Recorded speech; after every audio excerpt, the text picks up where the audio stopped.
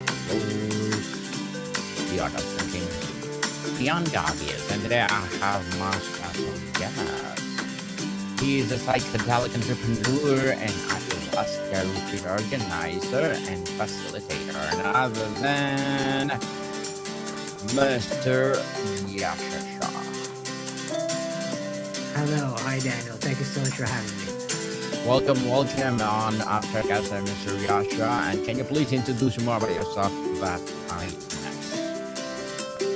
I am an ayahuasca retreat organizer in the Putumayo area in Colombia. I've been working with ancestral medicine since 2017, and I especially work with entrepreneurs and high achievers to realize their potential, reconnect to their why, and be able to find more meaningful um, life, both in personal life as well as you could say occupation as well. So that's what I usually help people with, but also work with a variety of different type of cases, mostly related to uh, things that are helping us to live better and be connected deeper to ourselves.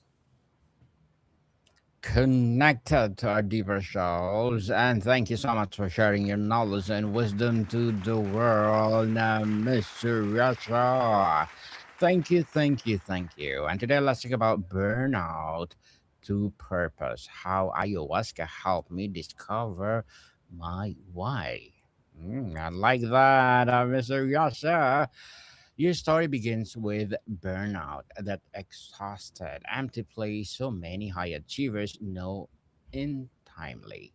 Before plans, before lineage, before retreats, what did burnout actually feel like in your body, in your days, in your sense of self? When do you realize you cannot continue the way you were going?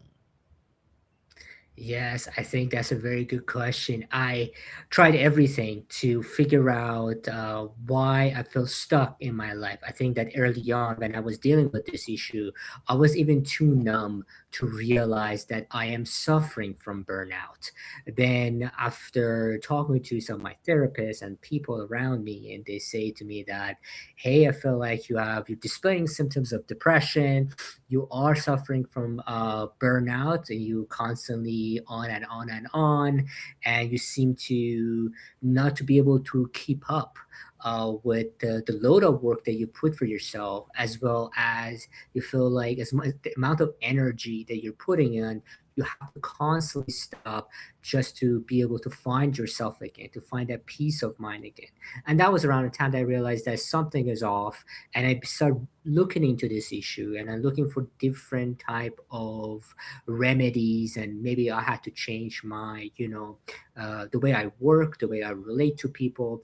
But it still didn't work for me. It didn't work out for me. I think for me the solution wasn't necessarily finding a new hack or new productivity tool or way of different scheduling my work, but it was something much deeper that I need to find. And that was around the time that I became very much interested into discovering this sensation and feeling that we know as burnout.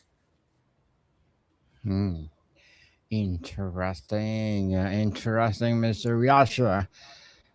Have you written a poetry lately? Not yet. No, not In the yet. past, Soon to be, right? soon to be. so many, soon to be. So many people experience a burnout and never find their way to purpose.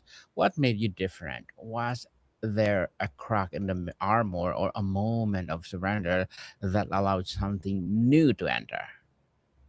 Yes, I think that after trying almost everything that I know of what was available to me, from talking to therapists to talking to psychiatrists to all kinds of a variety of form of therapy, I kind of give up, and I try to kind of experiment with psychedelics, and eventually I came across these things in 2017, something called ayahuasca. Now, I didn't know so much about it, and my early experiences was quite challenging, but eventually down the line, this was the thing that I needed. It was ayahuasca is an Amazonian plant medicine and it's psychedelic in nature that allowed me to be able to peel the layer and to be able to take a good look at myself and see that what I value in life, what makes me happy, what is my purpose, what is the thing that gets me up every morning, and why is it that I do the things that I do.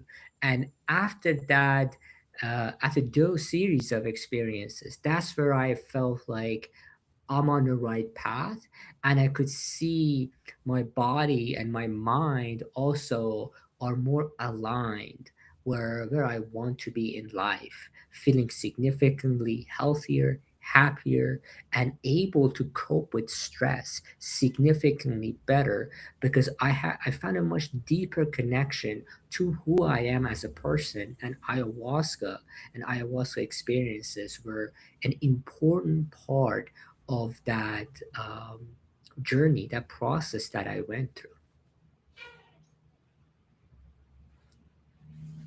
That is interesting. Mr. Yasha, you're now the founder, isn't it? Of Mahadevi Yes, Ayahuasca Retreats, a yes, psychedelic mentor and a practitioner initiated into both tradition and what you call Shakta Tantra. But yeah. what was not your beginning? How did a person with the background first encounter ayahuasca? Were you seeking or did it find you when you were not looking? It was quite interesting. The process of for me to learn about what is ayahuasca till the day I found myself in the jungle. That was only about, I would say, 3 weeks, 4 weeks maximum, and it was something that I heard the name. I did not read so much about it or what it's supposed to do for me. It was that knowing that I need to experience this, and unfortunately it was not very easy to have access to that, so I eventually ended up in the Amazonian rainforest where indigenous people been practicing this for thousands of years. And that's where I came in contact with the medicine for the first time, and it was quite at the time it was kind of abstract for a lot of people, what is ayahuasca. And there was not so much information around it, but there was still plenty for people to kind of get to know there is something called ayahuasca. And so I just fully dedicate myself to that process because, to be frank, this was like my last option. There was no other thing that I could have done. That was just, okay, this is the last thing. I don't even know what it is, but let's just do it. And that's how I got myself there. And it was quite a bit of a challenge, both getting there and understanding the process. And I'm happy today be able to help people to make that journey significantly easier, smoother, more understandable, more supported, more safer. And these are things that I didn't have when I started my journey. So it's been a great honor and blessing to work with medicine and bring people to this beautiful medicine, and helps thousands and thousands of people every year all around the world. So, Mr. Yasha, is it ayahuasca is a psychedelic treatment? Yes, it is a psychedelic medicine. Yes. So, what is the big difference of ayahuasca to marijuana? Sayur. Each one of these are, you could look at them as medicine for some people. Marijuana usually is something that gives you a bit of body high or physically high. It can also be psychoactive, and people could also see visuals with marijuana as well. But ayahuasca is different. Ayahuasca is a ceremonial medicine, which means that there will be someone leading the ceremony, and then people are sitting in a circle and receiving the sacred medicine from, for lack of better word, we call them shamans, usually from indigenous communities. And this is a medicine that both gives you psychedelic vision, but is also very somatic. It cleanses the body, it cleanses the nervous system, realigns your system and body, and it's very also spiritual in many aspects. And this is a medicine of choice for a lot of people who need that deep connection to themselves, as well as realigning and balancing your system. So it does two things. One is expands the normal state of consciousness. Now we can be aware of more things in our lives, but also cleanses and realigns the system at the same time. You could say it's like a two-in-one solution at the same time. Very well said, Mr. Yasa. Your first ceremony must have been overwhelming. The medicine, the tradition, the indigenous healers, and the confrontation with self. What do you experience in the first encounter that told you this path was yours to walk? My first experience was quite difficult actually, and I remember after my first ceremony, it took me close to 14 hours, 15 hours to get to that part of the rainforest from Vancouver, Canada. And once I got there, I was overwhelmed, I was tired, and next day or something, I had the medicine.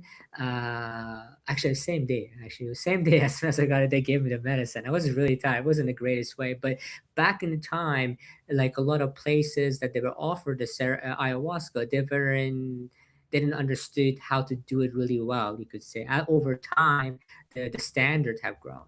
But when I got there, my experience was very overwhelming, and I remember I even was speaking in my first language, Persian, to the shaman who doesn't speak even English, and say, "Please stop! I just don't want this. This is not good." And I think that after the first ceremony, next morning, I wanted to leave. I wanted to go back home. I just don't want to do it because it was very intense. And I wasn't expecting that because in my mind, I had some experience with psilocybin mushrooms, magic mushrooms, you could say. And I thought it would be something like that. And this was very deep. It was like inside of me, cleaning, moving energy. I was seeing things that, wow.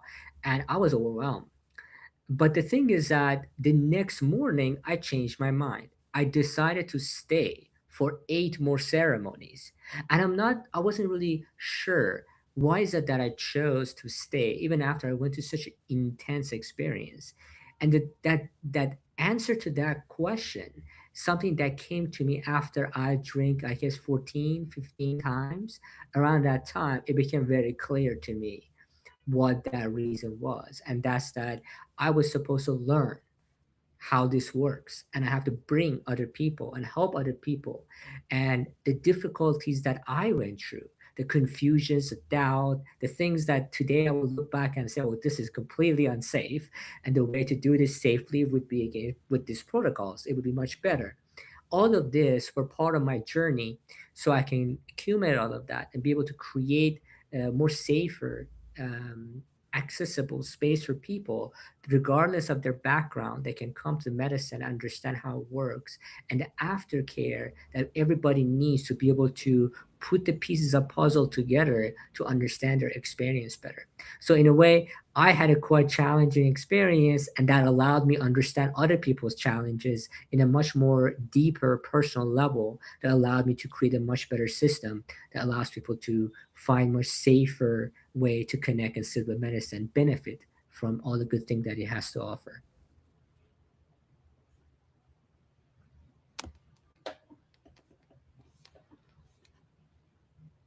I think you're muted. I don't hear Yes. you. Thank you. Thank you. So you undertaken initiation within Shipiba tradition and continue Yeah. learning with the indigenous healers in Patumayo, particularly But within the Kamsa lineage.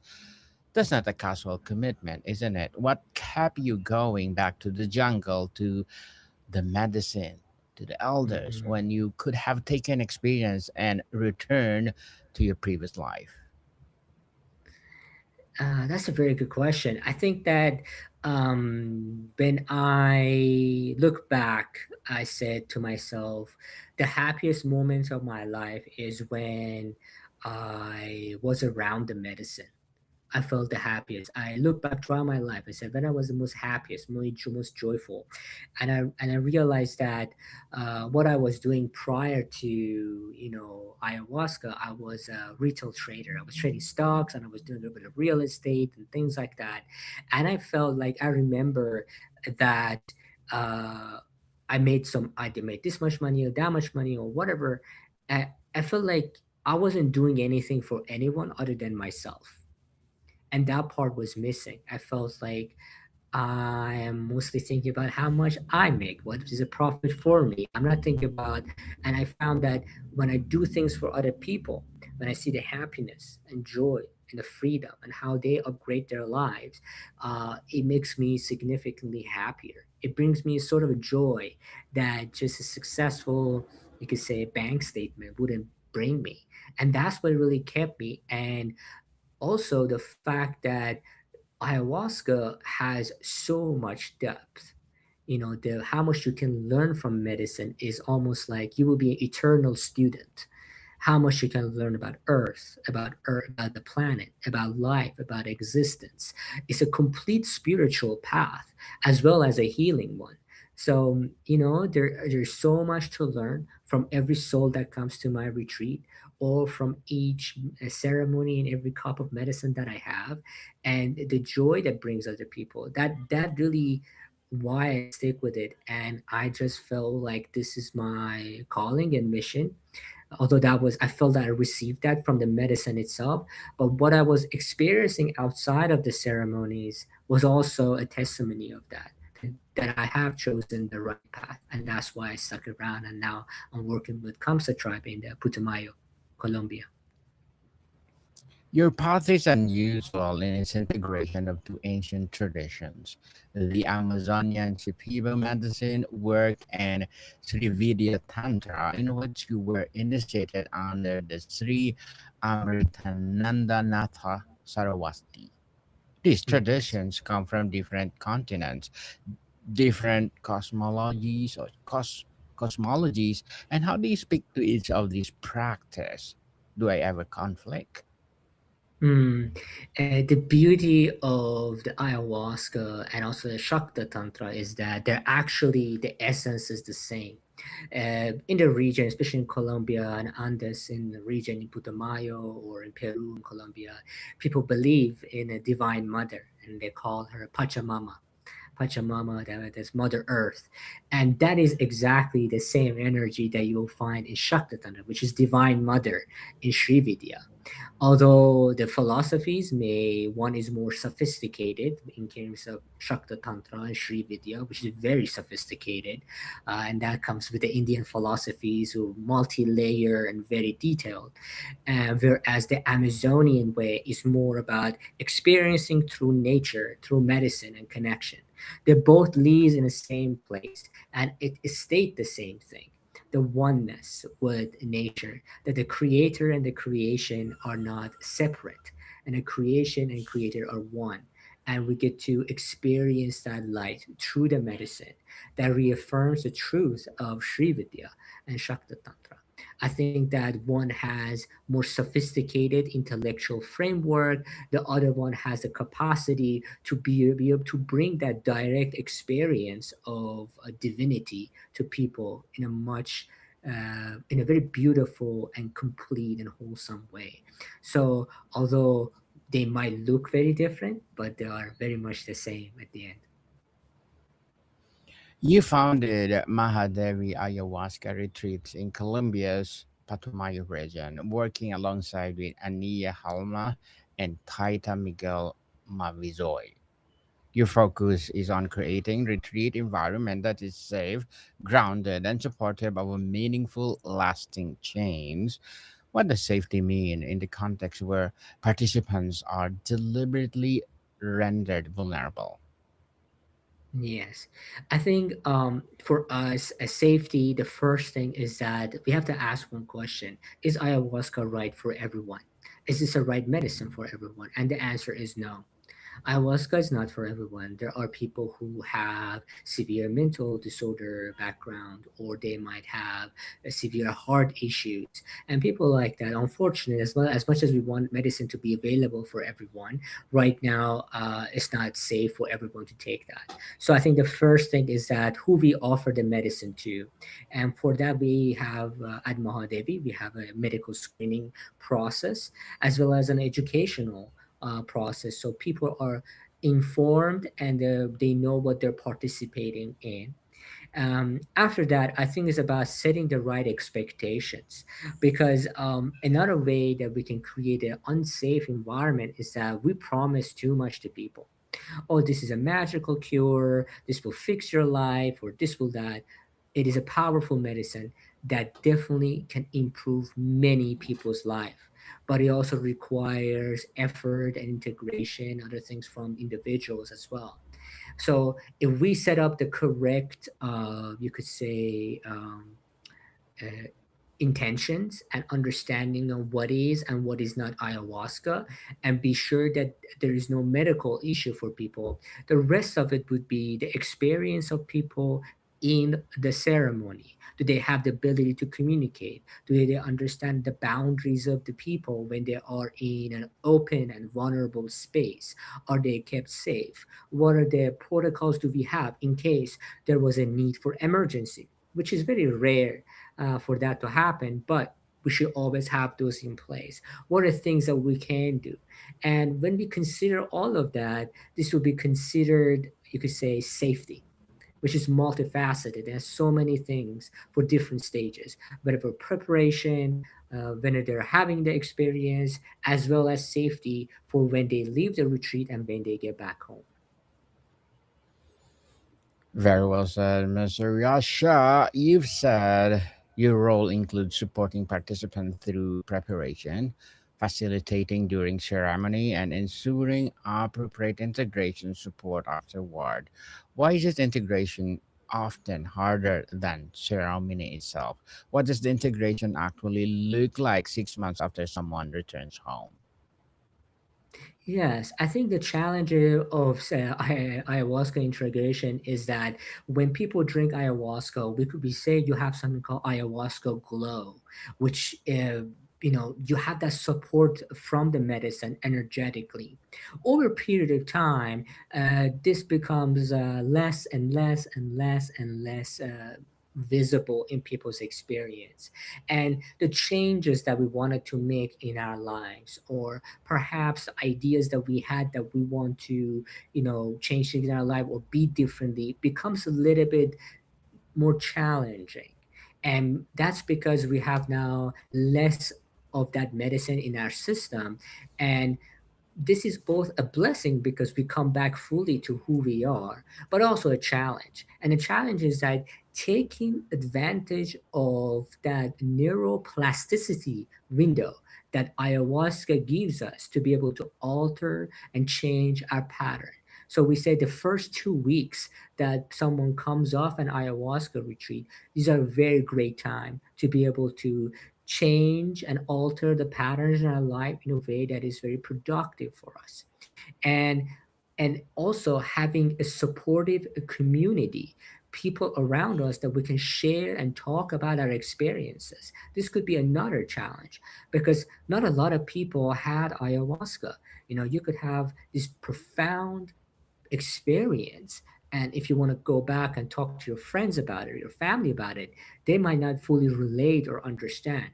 So that's why we have the community where people can talk about their experiences and be able to be in a space that other people can relate and understand. And I think that is also very important. So having the community and having a system that takes advantage of that neuroplasticity window after an ayahuasca experience, these are the things that are very important to consider when we are taking advantage of that very powerful integration window. Mr. Yasha, before we wrap up our discussion for today, I'm inviting you to please do listen to my other podcast, people, because my abstract essay is already in sixth season. Abstract poetry in its third season, of course, my book 101 review in sixth season too, comedy 101 fourth season, and my food 101 in sixth season as well. Geography 101 love letters, movie 101 review, music 101 fifth season, science 101, sex 101 in its fourth season, and my baby podcast, Trivia 101, Motivation 101, Spiritual Awakening 101, Entrepreneurship 101, Law 101, Mental Health 101, Coaching 101, and of course, My Bible Verses 101. Please listen to them wherever you listen your podcast. So, Mr. Yasha, your retreats invite participants to come back to yourself. If you could whisper one sentence into the ear of every person listening right now who is burnout, empty, and terrified that this is all there is, what would you want them to hear? I would say consider looking into the roots behind um, behind all of these traumas, all those things that you might have carried in your life from childhood. Look at those as possible um, path that you might go to be able to have a complete healing of your burnout rather than changing protocols or systems. Very well said, Mr. Yasha. So, can you please invite our listeners to support your advocacy, your business, or whatever projects that you're doing right now? Of course, if you would like, I would invite all of you to please take this free ayahuasca course to know if this ayahuasca is right for you. And in the process, get to know about me and my partner a lot more. You can find it at mahadeviayahuasca.com/education. That's where you get the free ayahuasca course. And I hope that you can find all the answers you want in that video course. Yes, to remove your burnout, people. Let's remove your burnout and try ayahuasca itself. So, Mr. Yasha Shah, thank you so much for your time. Thank you so much, Lucas. Much time, people. See you soon.